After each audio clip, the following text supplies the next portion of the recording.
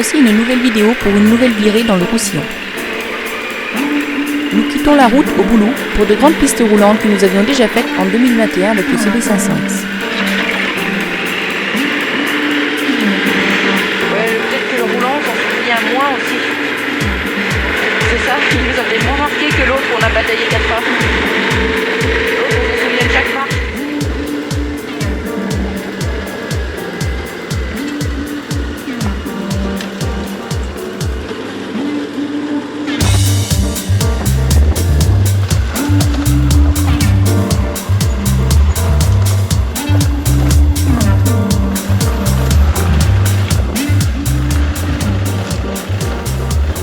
Après Fourques, nous quittons le très roulant pour du un peu plus technique, histoire de nous échauffer. Le but du week-end, refaire une belle montée qui nous aura pris 4 heures il y a environ 2 ans.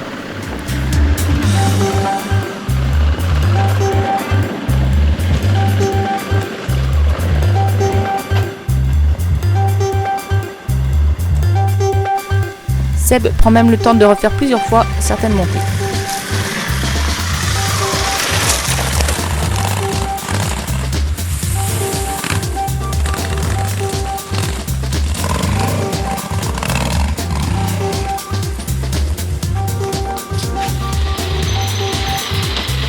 Nous traversons le Causse au sud de Tuire et les chemins deviennent plus noirs, plus étroits.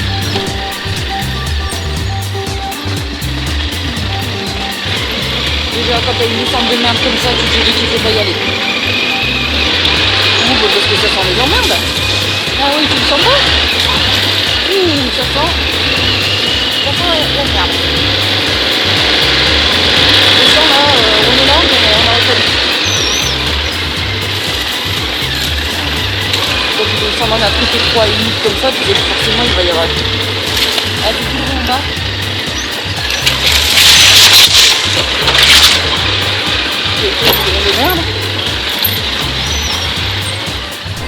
Ils n'en finissent pas de descendre et la végétation se fait plus dense.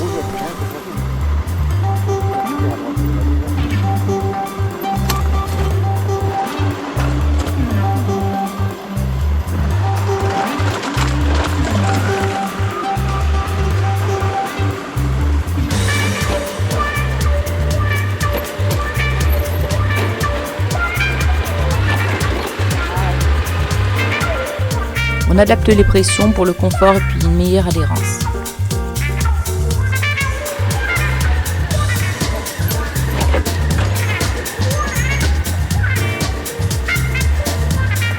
La forme du chemin en V rend parfois le passage un peu délicat avec les sacoches.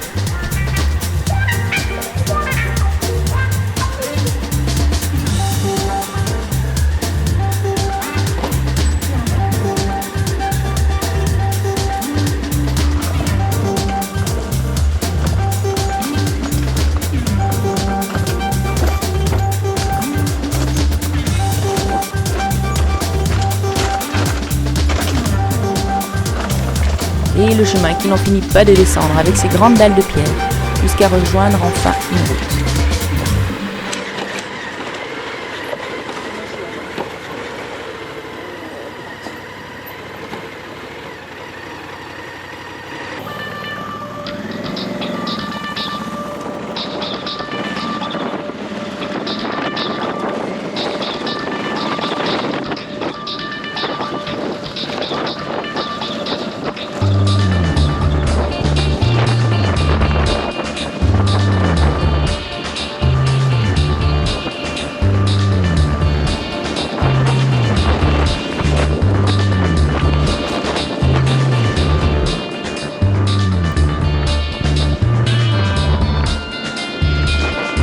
Cette fois-ci, on remonte.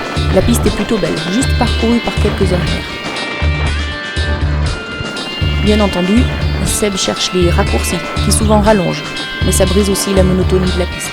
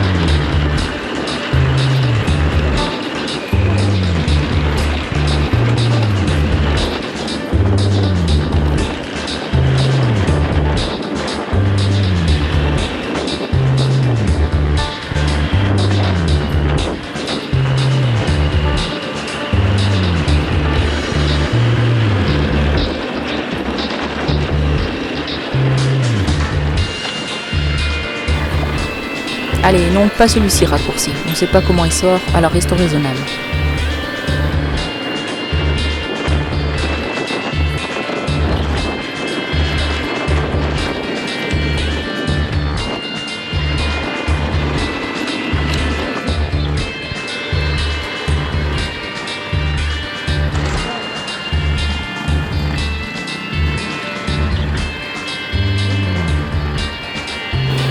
Ah bah encore une fois, je crois que c'était pas l'itinéraire prévu.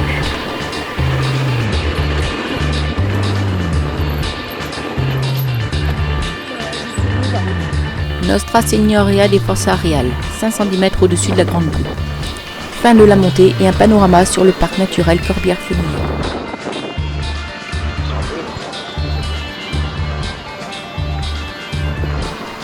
La suite de la trace devient un peu moins roulante. Le soleil un peu plus bas sur l'horizon et ça descend, et ça descend, et ça descend toujours.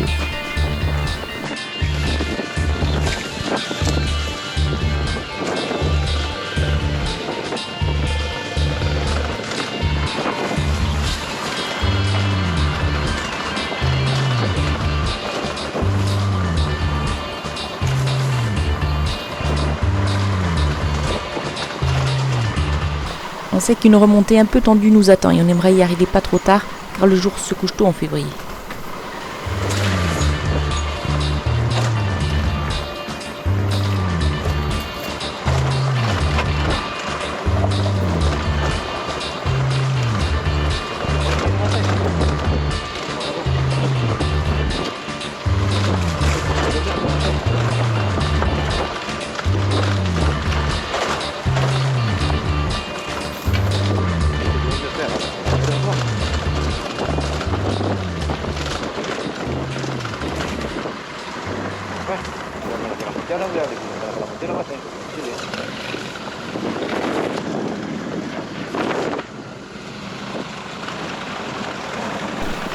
Bon alors cette montée-là on s'en souvenait plus trop et on a eu du mal à tenir nos grosses motos sur leur roue.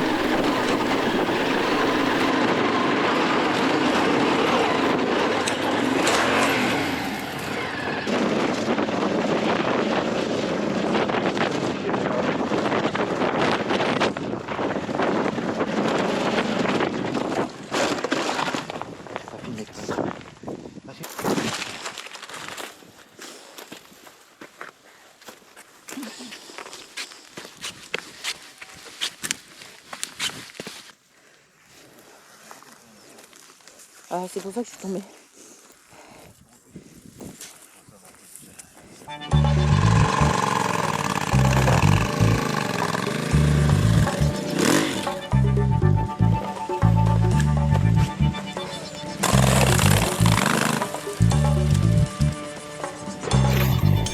Allez, et une fois sorti, c'est reparti pour de la descente.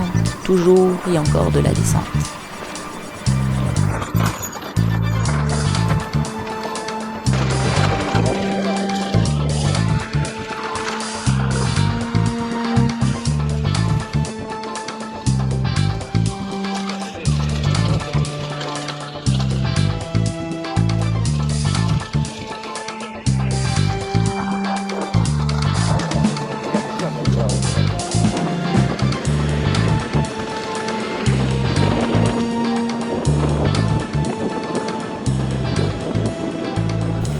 Comme on dit, descendre, ça descendra toujours, mais restera à voir la remontée.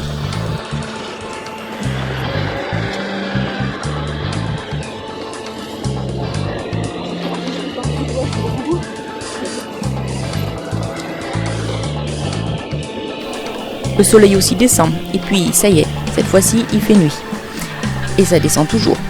On va se retrouver sous la mer à cette allure-là.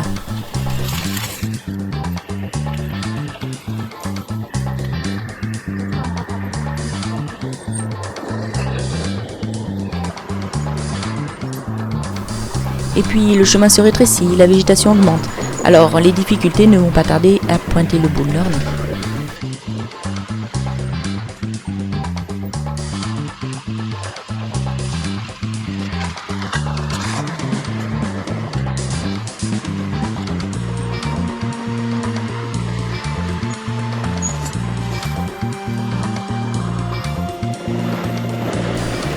Et puis la voilà notre montée. Comme prévu, il nous faudra plusieurs essais. Les démarrages en côte dans ces conditions, ce n'est pas le plus évident. Et mon 1,65 m sur une T7, même rabaissée, ne m'aide pas beaucoup. Et pourtant, je ferai moins d'essais qu'il y a 2 ans avec le CV500X. C'était bon. C'était bien marqué. T'as lâché un maillage trop tôt.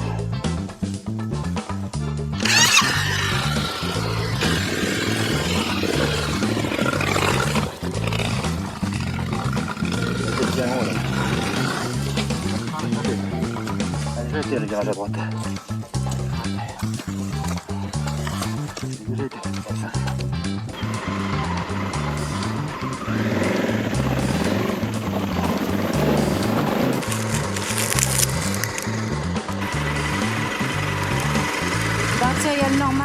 Alors on voulait pas commencer la montée trop tard, histoire de pas finir de nuit, mais c'est raté.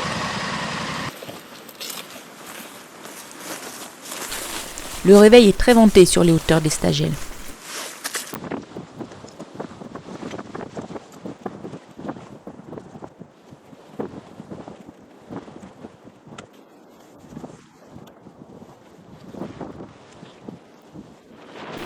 Nous reprenons la route, traversons Tautavel.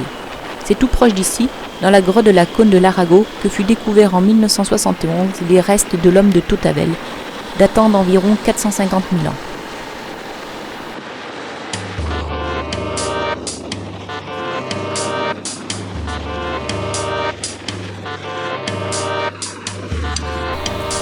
Le vent souffle de plus en plus fort sur cette route traversant la région du Bas-Zagli.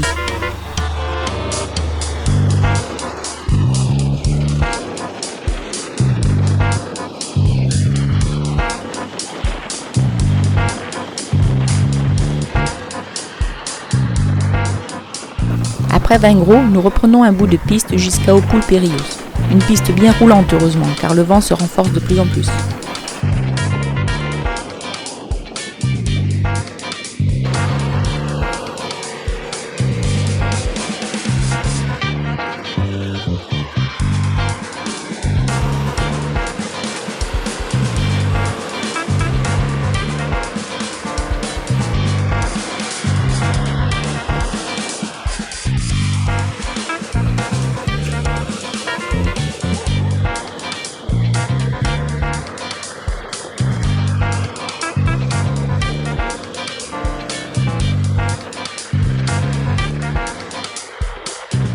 Le retour se fera par la route qui serpente à travers la garrigue, avec une vue magnifique s'étendant au-delà de la Narbonnaise, jusqu'à la mer.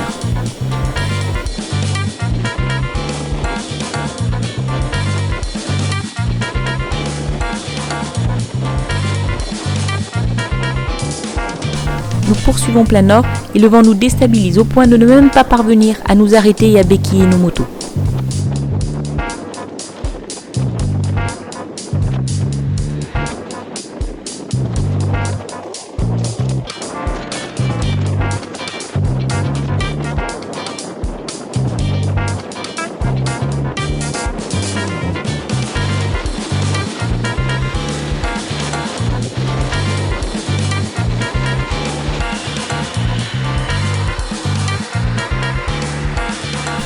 Quelques dizaines de kilomètres plus loin, nous revoici à l'étang de Bages. Ça y est, la balade est finie.